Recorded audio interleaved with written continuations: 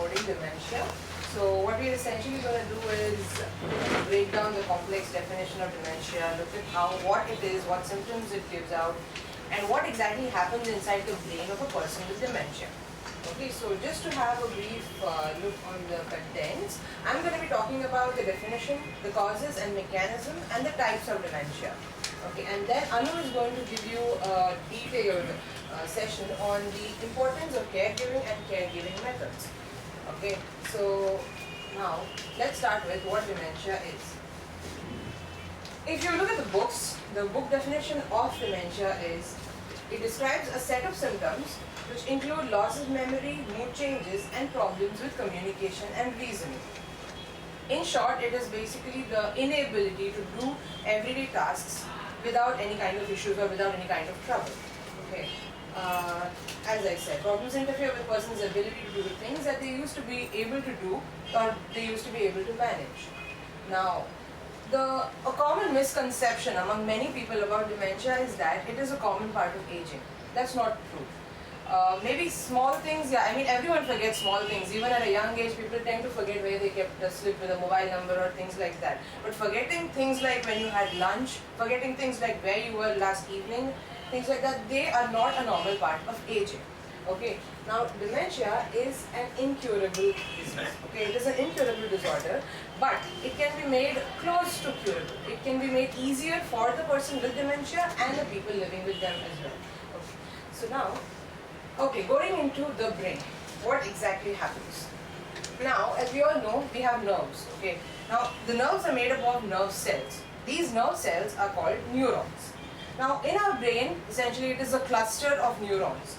So let's see at how memories are formed, which is an important and integral part of our life. Without memories, probably our life would be boring, I guess.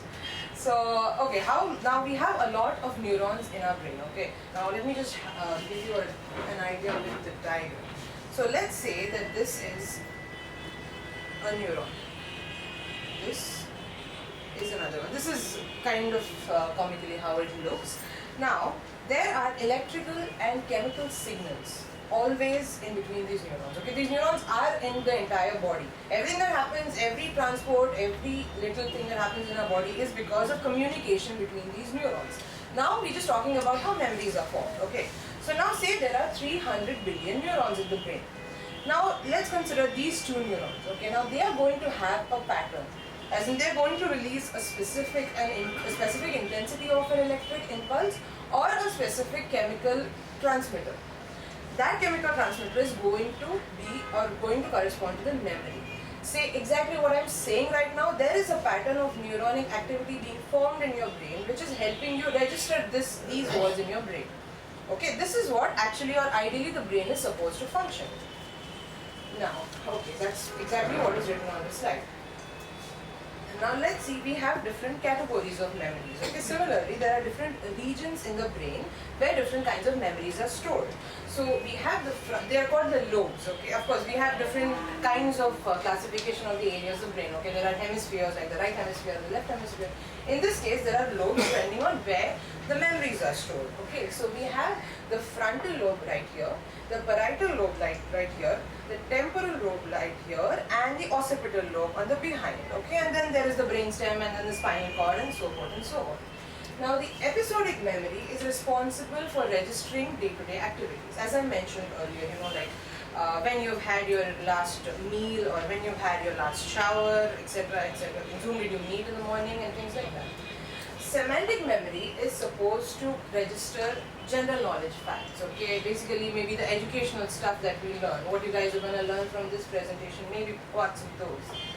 The procedural memory registers things like walking, typing, driving, things that we learn over the time. Things or say, what do you think?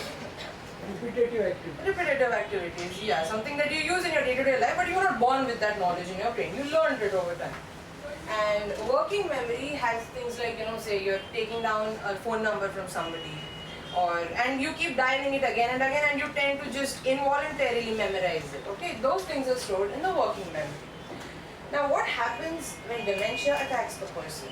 The episodic memory is the first one targeted. Okay, so the first sign of dementia is going to be forgetfulness of the similar things. You know, when you had your last meal, whom were you talking to last time, when have you had your last dose of medicine, which can be harmful in many cases. Okay. Last dose of medicine which can be harmful is not clear. I'm sorry, what? Last dose of medicine which is clear, which is harmful. No, if you do not remember when was your last dose of medicine, it's going to be, you're going to take up more of it or less of it. Okay. So now talking about the types of dementia. So dementia, exactly, it is a classification of disorders. Okay, it has a common set of symptoms. Now these different types of dementia pick up some of those symptoms. Okay, so Alzheimer's disease has, say, 1, 2, 3 serial number of symptoms. Vascular dementia has a different cause. Okay. Now, Alzheimer's disease is the most common kind of dementia. Okay, and dementia usually onsets after the age of 60. It's very rare, very rare. Even their cause is not been really known, as in why it has been onset early. Okay, then you have why Alzheimer's is caused. We're going to come to it on the next slide. Okay, because Alzheimer's is the most common type. Most research has been done on that. They know what exactly goes wrong in the brain, what exactly causes the neurons to dysfunction, and what is the corresponding effect.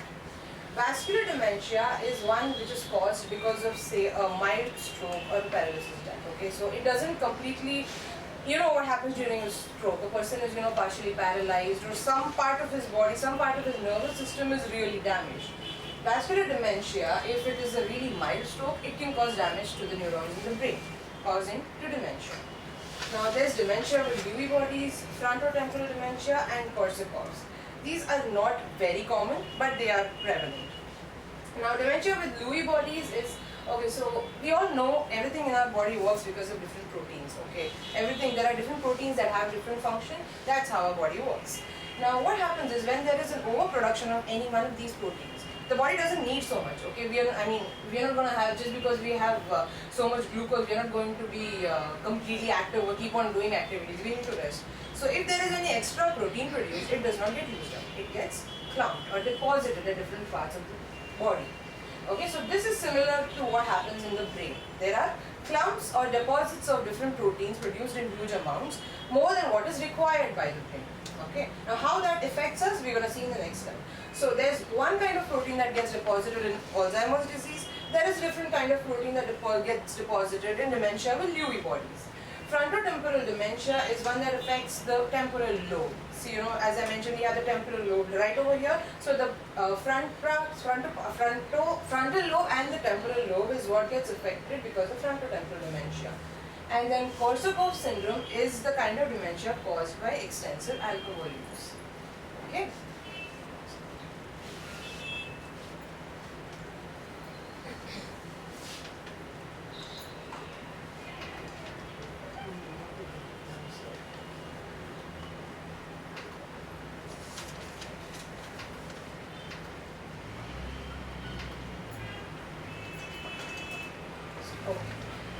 Now let's see. Last one? Korsakoff. So yeah, that's the one that is caused by extensive alcohol use. Okay, so now let's see in a sequence what happens. So we have the brain, we have properly functioning neurons. Memories are just fine in all their respective lobes. Now there is a beginning of deposits of beta amyloid and tau. These two are the names of the proteins that get deposited. Okay.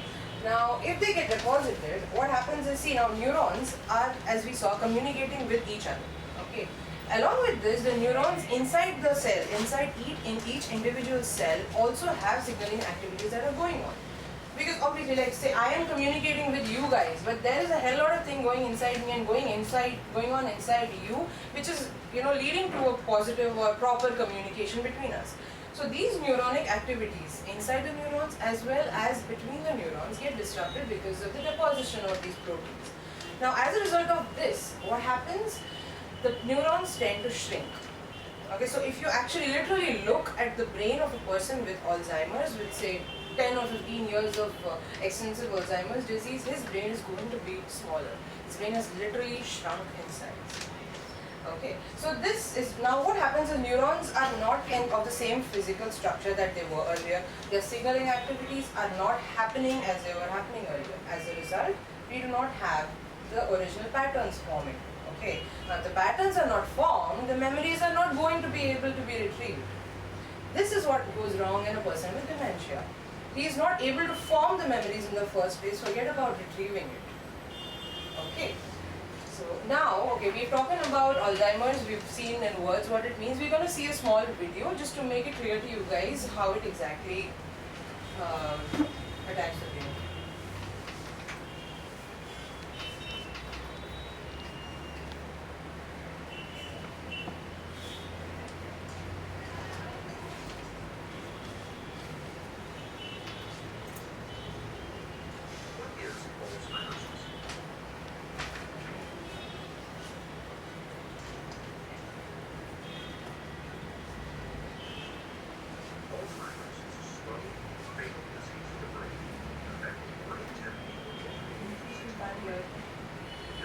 Do you have a remote for the TV or something? Remote? Yeah.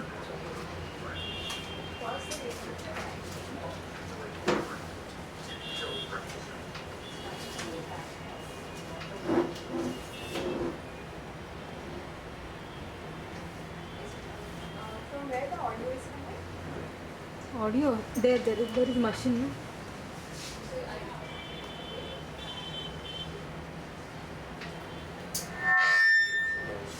That's for the mic. Can I play on this?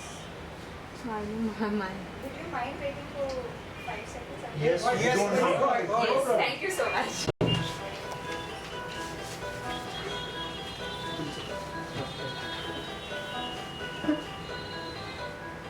Alzheimer's is a slow, fatal disease of the brain affecting 1 in 10 people over the age of 65.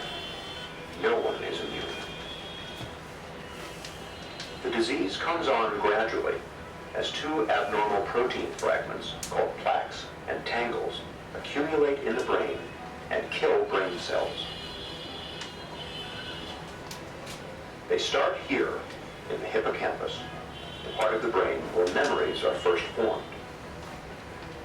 Over many years' time, the plaques and tangles slowly destroy the hippocampus, and it becomes harder and harder to form new memories. Simple recollections from a few hours or days ago that the rest of us might take for granted are just not there. After that, more plaques and tangles spread into different regions of the brain, killing cells and compromising function wherever they go. This spreading around is what causes the different stages of Alzheimer's. From the hippocampus, the disease spreads here to the region of the brain where language is processed. When that happens, it gets tougher and tougher to find the right word. Next, the disease creeps toward the front of the brain, where logical thought takes place. Very gradually, a person begins to lose the ability to solve problems, grasp concepts, and make plans. Next, the plaques and tangles invade the part of the brain where emotions are regulated. When this happens, the patient gradually loses control over moods and feelings. After that, the disease moves to where the brain makes sense of things it sees, hears, and smells. In this stage, Alzheimer's wreaks havoc on a person's senses and can spark hallucinations. Eventually, the plaques and tangles erase a person's oldest and most precious memories, which are stored here in the back of the brain. Near the end, the disease compromises a person's balance and coordination. And in the very last stage, it destroys the part of the brain that regulates breathing and the heart. The progression from mild forgetting to death is slow and steady, and takes place over an average of 8 to 10 years. It is relentless and, for now, incurable.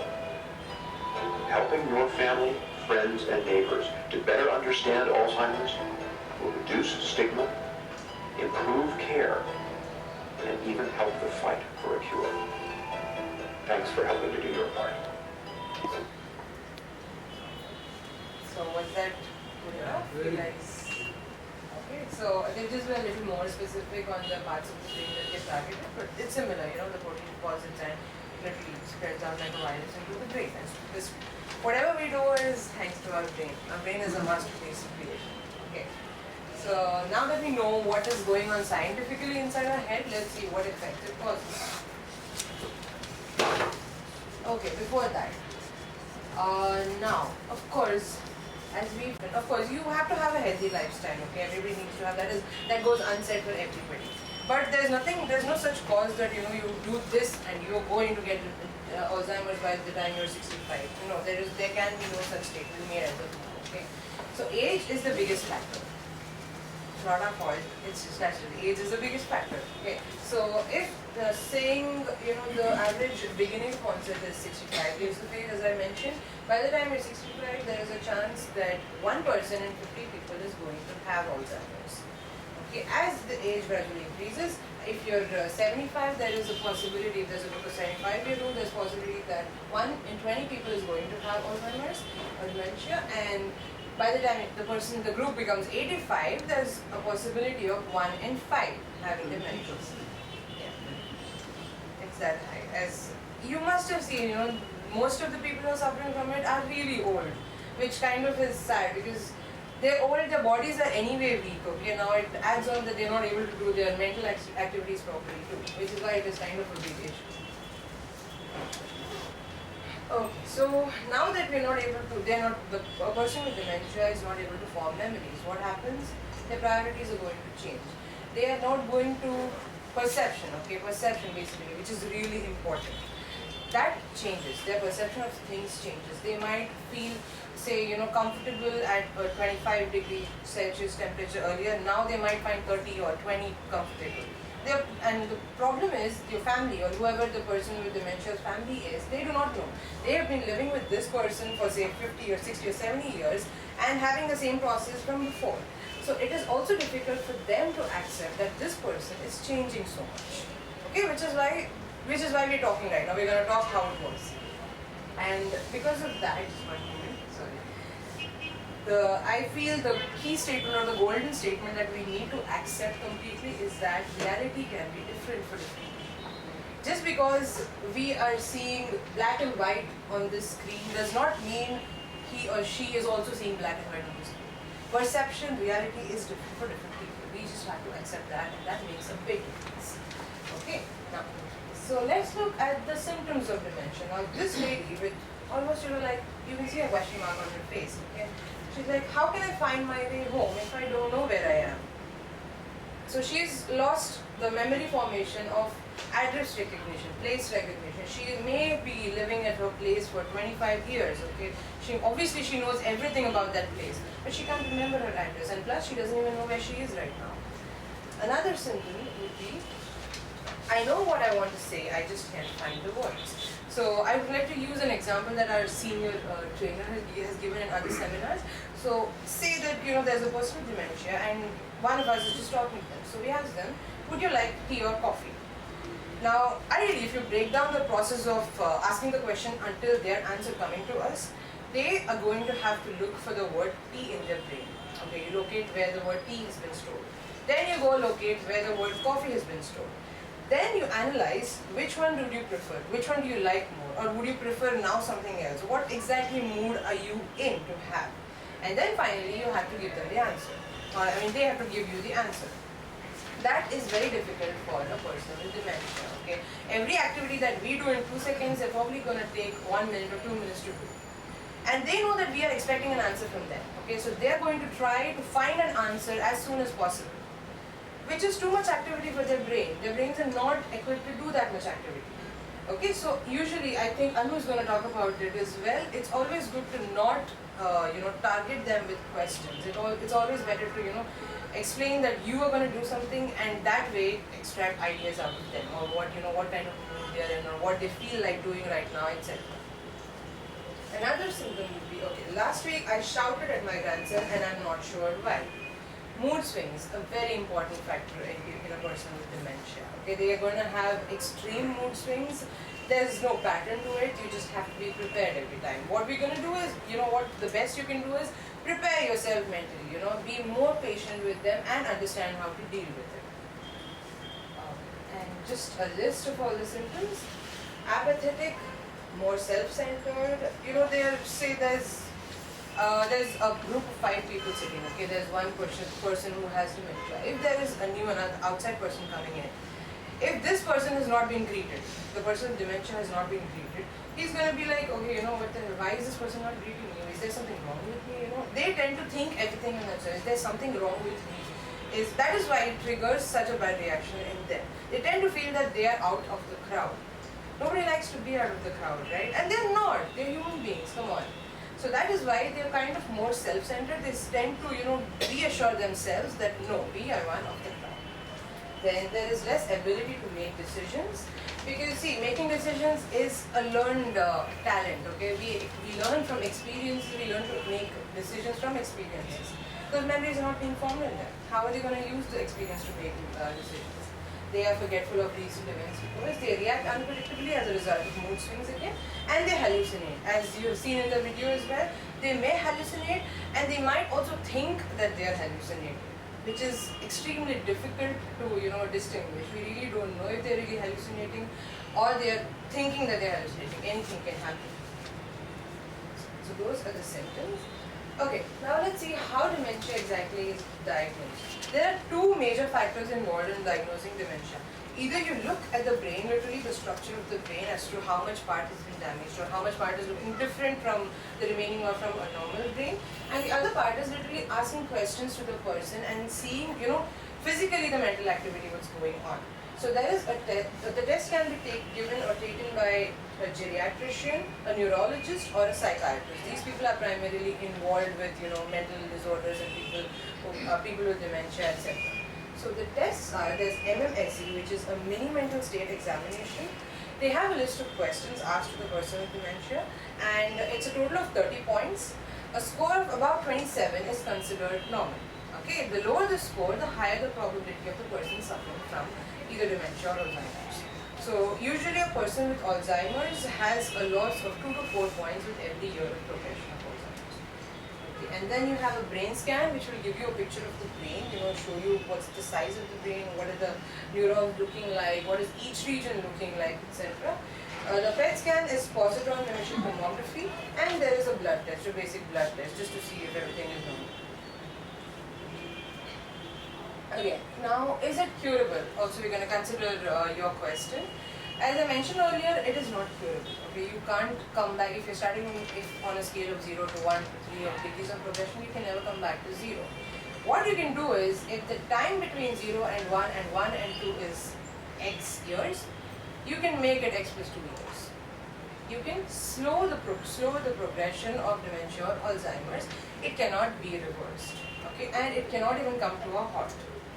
Alright, so the basic thing is buying yourself time to deal with it, because obviously it is happening so fast that even the person who is working with the person with dementia has to grasp a lot in a short amount of time.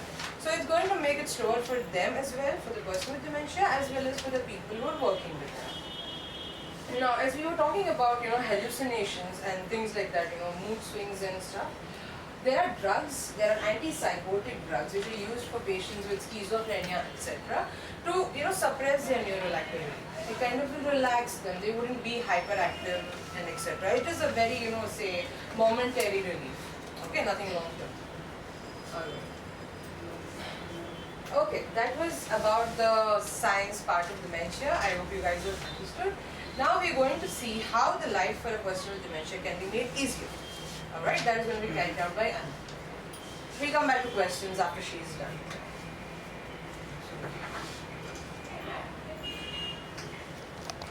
Hi. Okay, so before I start talking about the caregiving part, there's a small activity wherein everyone has to participate. Okay. So firstly, you need to find a partner. Make sure that it's not someone you know, so it's a stranger. So if you do not have a partner, please raise your hand, and if you have, then yourself. I can go with anyone. Yeah, definitely go with. I know him. Yeah, not allowed. The person has to be somebody you don't know. I think you are okay. Do you know each other very well? Yes. Do you want to go on that? We all phone. Do you want to come with me? Yeah, sure. Yeah, but say we are. I think sure.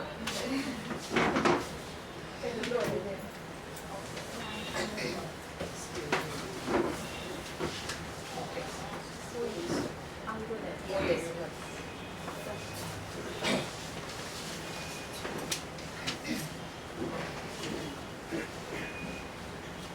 So now everyone has a partner, I believe. Okay, so for the next 30 seconds, you're going to be interacting with the person. Okay, you have 30 seconds to interact with the person. Okay, your time starts now.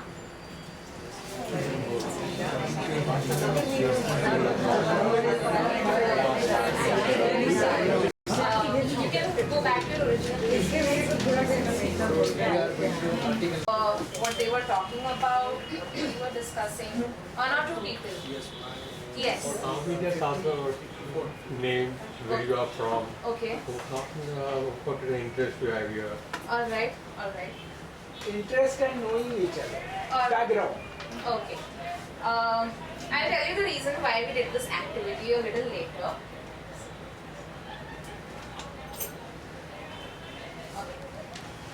If you look at the sentence over here, it says person with dementia, wherein obviously you see the weight is on the word dementia. So when you talk about this, it basically, the idea that I give is, oh my god, here's a person with dementia.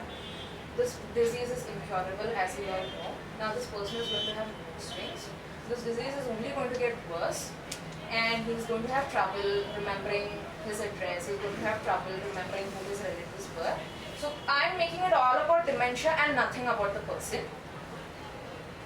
Or I could look at it as, here's a person with dementia. Yeah. Okay.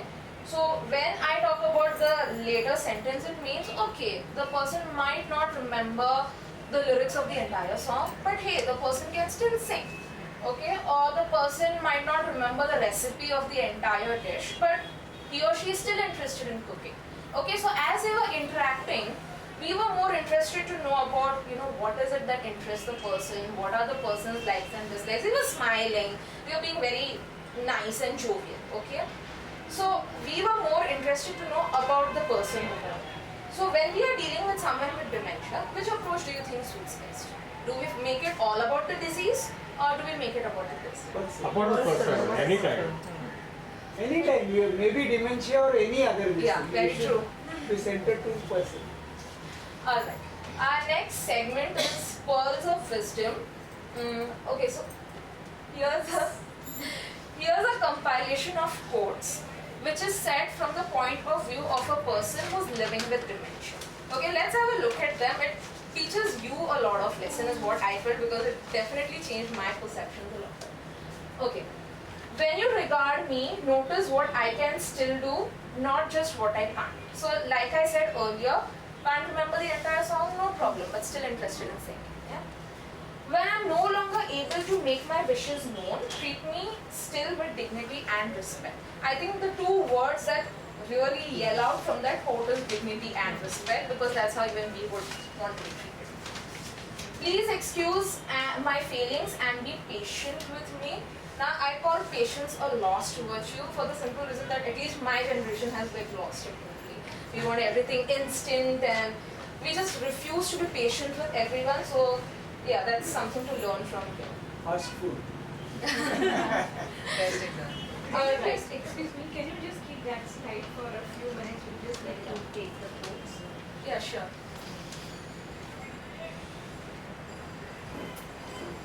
It is true that not in Mumbai, everywhere we are lost our patience.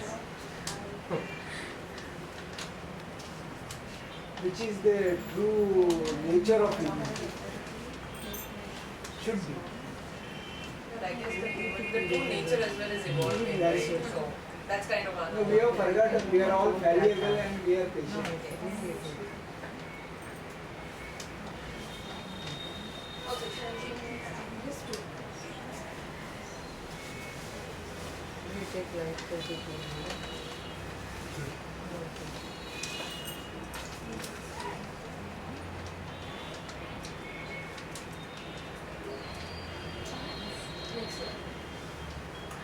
Okay, Okay, so we are dealing with a couple of topics over here. One of the first topic is staying safe. Now the reason why this happens to be one of the most important topics is because, like Meera was talking about, dementia causes a number of changes in the brain and body that affects several functions of the person. Okay. Okay, so what are the changes that we find so the changes are found in judgment, so forgetting how to use basic appliances like, you know, your lock-in key, remote control, mixer, grinder, forgetting how to use that. Sense of time and place, okay, I think Meera touched upon that too, forgetting the time, place. Behavior, having constant mood swings, okay, being suspicious or being overwhelmed easily, getting confused. Physical ability, now that's a part of old age, so yeah. Senses, as a person grows old, there is obviously a change in the person's vision, the person's hearing abilities, depth perception and all of that. So this is a cluster of reasons why the person living with dementia needs to be living in a safe environment. Okay, now here's something we call the safety checklist. So what we do over here is evaluate your environment. So what we basically mean is that the home that you are living in, make it very friendly for the person to stay in. So let's say you have steps. So obviously you can't remove the steps, or maybe when you're entering another room you have this little rising thing on top, and if your depth perception and visual perception is affected, so chances are you might trip and fall. So obviously you can't remove that.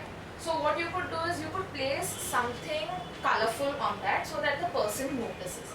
Okay, that way we are maintaining the person's independence as well. Okay, keep your house as uncluttered as possible. It should be organized is what we're trying to say.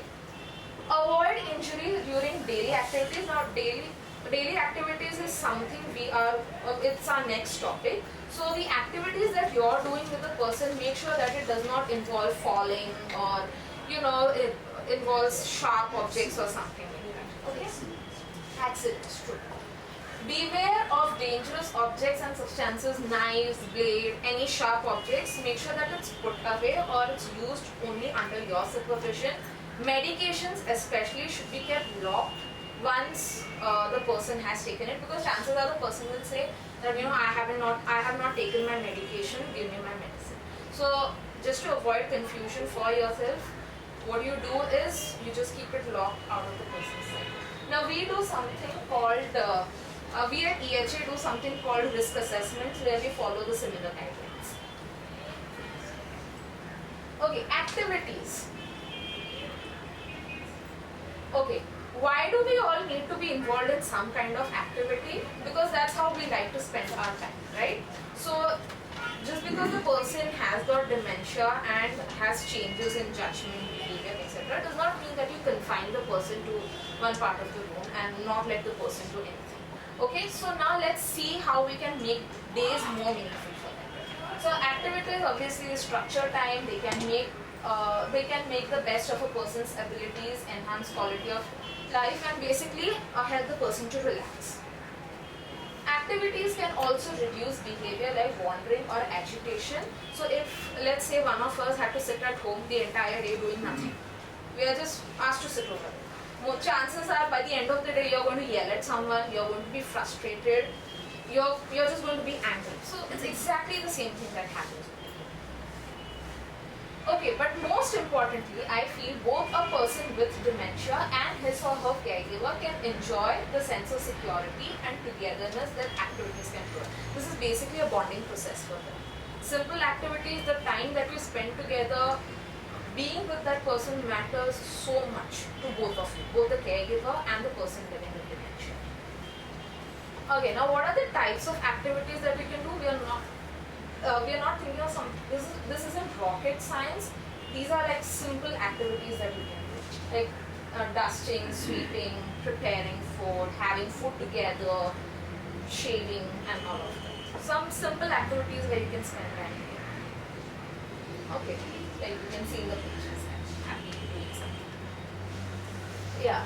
Okay. Effective activities. What will make our activities effective and enjoyable? Okay, effective activities are those that involve friends and family. So what I was talking about, bonding with the person, are enjoyable, are dignified and appropriate for adults. This is something which you need to keep in mind. Do not infantilize the activity. Keep it up to their level. Okay. Use the person's skills and abilities. So let's say the person is a painter. So have like painting activities or stuff. Do not give anything to the person that's very overwhelmed. Okay. Bring meaning, purpose, joy and hope to the person's life. Focus on the process, not the end result. Now over here, when we talk about focusing on the process, it's basically like, let's say somebody likes playing cards. So you have that as an activity. So it shouldn't be like, okay, so let's play rummy, but these are the rules that you should follow. Okay, or let's sing a song together, but you know all the lyrics should be perfect. So let's not be very rigid. Let's not just focus everything on rules and regulations. Let's focus on the enjoyment business. Give the person a sense of normalcy. Okay, now what is important over here is that it's not just the activities, but the way you speak or the way you are during the activity that also matters so much. Like I read it, like it's said in a research that words constitute only 7% of your communication, and we place so much emphasis on words. Okay, even the tiniest of things can make the biggest differences, like eye contact, gesture, the tone of your voice, so much. Like during that 30-second interaction that you have, imagine the person is not looking at you. How would you feel? Okay, or the person is talking too fast. The person has turned his face away and okay, I'm listening. Okay, that isn't really the way things should be. Okay, now a question that many, like when you are planning an activity, some of us might have is, I do not know whether my activity was effective or not, and I want to know of ways of how I can improve this activity. So what researchers suggest is that you maintain a journal for at least a week and you note down your observations. So something like which activities worked best and which didn't work. So every day you list down this activity worked, the person was involved and stuff. Were there times when there was too much going on or too little to do? Were spontaneous activities enjoyable or did they create anxiety and confusion? So if you look at it, we are kind of creating a individual plan for everyone. We are not trying to say that, okay, you know, it's not like, it's never one plan suits all. It's never like that. So we have to make sure that it's as person-centered as possible. Okay, now we come to the part which is not talked about too much. That is the personal and emotional stress of caring. Okay, the caregiver, the primary caregiver is somebody who goes through lots of stress. For them, it's a change in a lot of things. Okay, so let's go through. So one of the most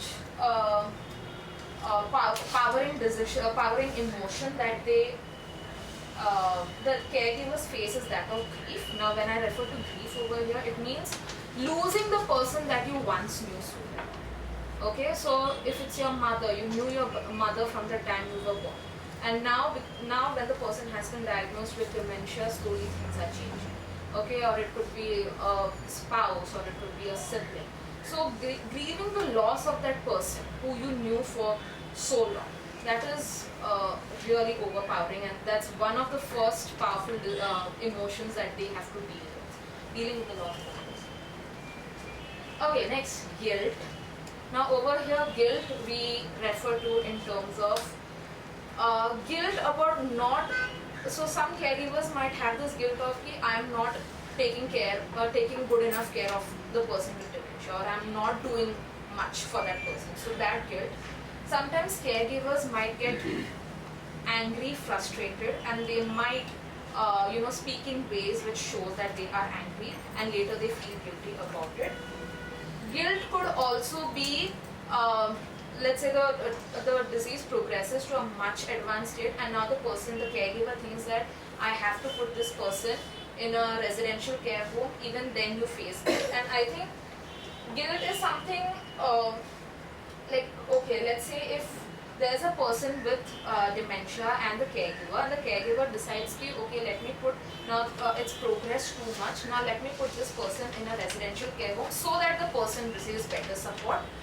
But you know, society will be like, okay, look at her, what kind of daughter is she?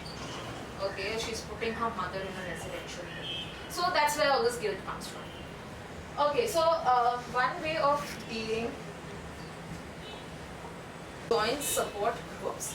Now we'll be having, EHA will be having its own support group next January. So yeah, we are working on it. But what they say is, let the caregiver not feel that, you know, I'm the only one dealing with this.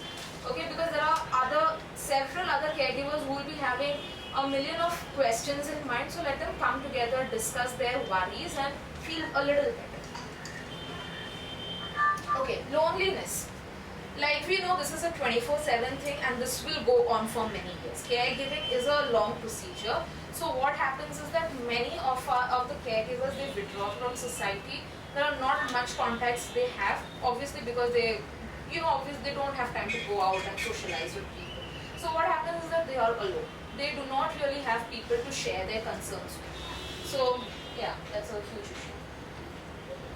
Okay, now this is a part, what not to ask a caregiver. This is something which we all ask because we think it's okay to ask. As if we do not really think about what the person has been going through. We do not really think we do not really empathize with the person over here. So questions not to ask a caregiver. Why are you having such a hard time being a caregiver? Okay, she is your father or she's your wife. You guys know each other, so why should it be a big deal? But now we know why it's a big deal. Caregiving seems like a burden. You shouldn't have to sacrifice your life for your mother's. Yeah? Why don't you put your mother in a nursing home and make it better for everyone? Why do you visit your dad so much he doesn't even know you? Okay? These are questions which caregivers are asked frequently, but the one who is asking probably is not empathizing, so let's empathize with the caregivers.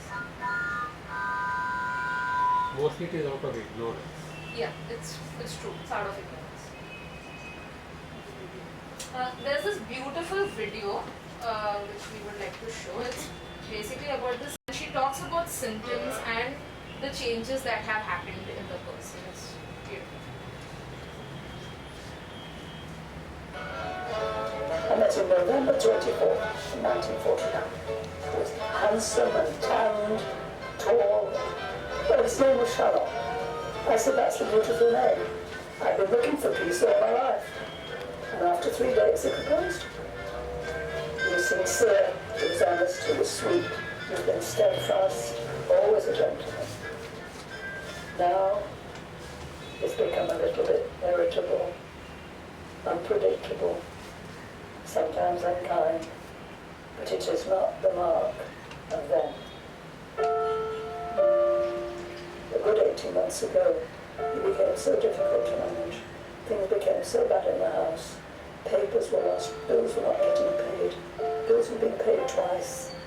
So we went to see a neurologist, and he put Mark through a series of tests.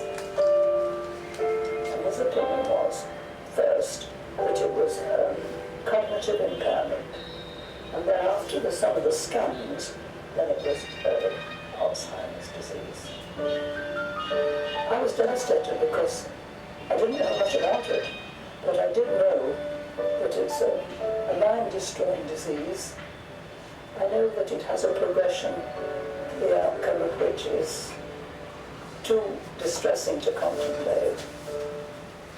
And this is so tough because you don't know just from day to day how it's going to be. Going isn't easy. And sometimes there are things that are so that are hurtful. But you have to realize it isn't the man I married. It isn't the man I knew. It's another person. It's someone taking. It's this cruel, cruel disease that is taking over the man that you knew. But with God's help, our cope, and all of these people out there that have to face this tremendous challenge, They have to pray for strength and good health and common sense and reality and deal with it. And they'll get through.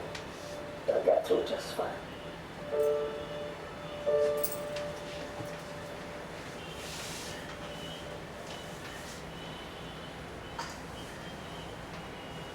Any thoughts? It's a very pitiable situation as they increase their chances. We hope we are different from that.